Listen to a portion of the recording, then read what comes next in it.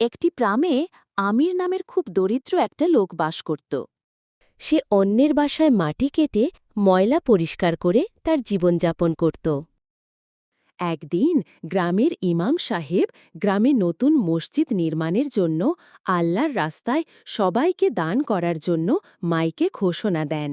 তখন গ্রামের বড়লোক প্রভাবশালী ব্যক্তিরা কেউ ২০,০০০, কেউ ৩০,০০০, আবার কেউ ৫০,০০০ টাকা দিয়ে সাহায্য করছিল। কিন্তু আমির দরিদ্র ছিল বলে কিছুই দিতে পারল না।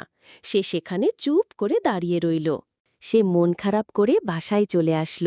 এসে তার স্ত্রীর সাথে মসজিদে কিছু দেওয়ার জন্য বুদ্ধি করতে লাগল। সে তার স্ত্রীকে বলল, তুমি আমায় কিছু খাবার বানিয়ে দাও। তখন তার স্ত্রী কিছু খাবার বানিয়ে দিল।